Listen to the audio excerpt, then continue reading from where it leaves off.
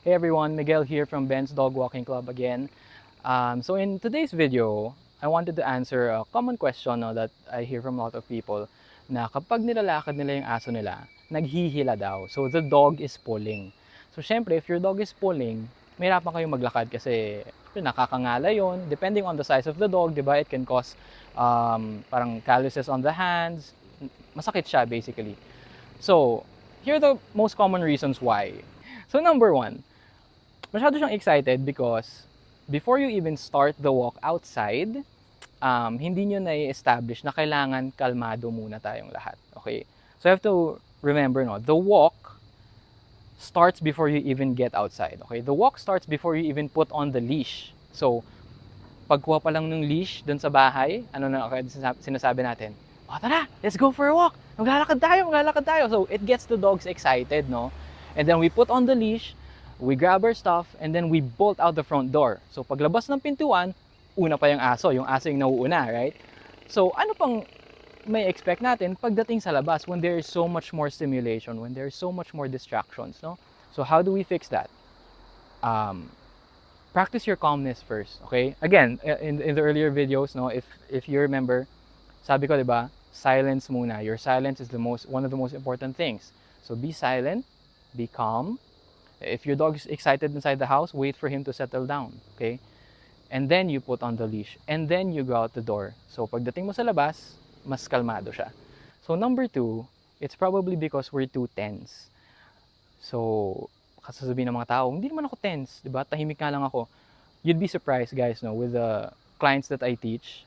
They often don't see themselves. So madalas hindi natin nakikita yung sarili natin, and it takes someone outside of us to see kung ano yung itsura natin from the outside, no?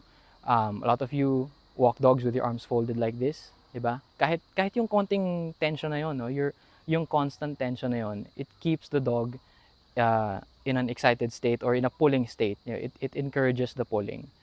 And then lastly, it's the placement of the leash. Okay, so sabi natin, no, we're using a slip lead, 'di ba? The best tool to use when you want to guide a dog is to use a slip lead.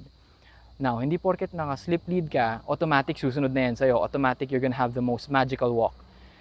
It's still a matter of knowing how to use the tool. Okay, so that's what I want to show you today.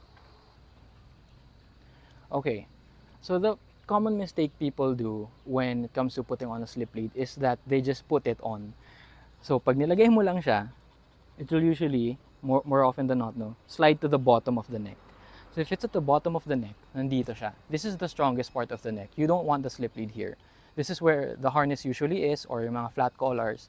So what do you get with the harness? Diba? You get a dog that's more likely to pull. So with a slip lead, you want the leash as high as it will go on the neck. So behind the ear, under the jaw. So if for Vito, lalagyan natin siya high on the neck. Okay? And then it's meant to come out sa top, going up like that. Here, yan. So that's how it's supposed to look like.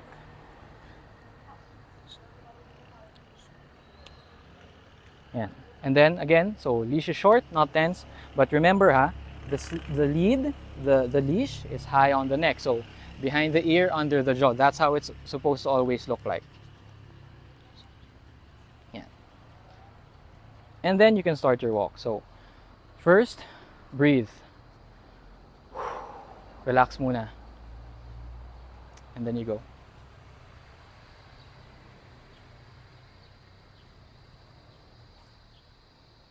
Yan. So, hindi siya naghihila, 'di ba? Kasi I'm able to guide him. And also, you notice, the reason why it's so important to have the leash high on the neck is to keep the nose off the ground. Okay? Because the nose controls 60% of the brain. If you control the nose, you control the dog. If you don't have control of the nose, meaning the nose on the ground, sniffing while he's walking, then you don't have control of the dog. So that's also one of the bigger reasons, no, why the leash is high on the neck. So people ask, bakit kailangan mataas? This is the most sensitive part.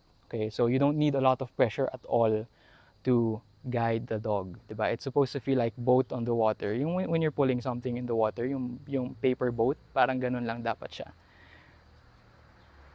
Yan. So nose off the ground, it's high off the ground. So kung nakakapanood kayo ng mga dog shows, no, yung mga crofts ganyan, when they're walking the dogs, no, the leash is always high and then it's straight. And then the dog walks and very proud, no? So wala yung nose sa ground. Yan. So this is how it's supposed to feel like. And then no tension on the leash. Yeah. See? Leash is loose. And I can guide the dog. Yeah, see? Okay. So I hope you found that video useful. Let us know in the comments other videos that you want to see, and we'll see you on the next one. Thanks.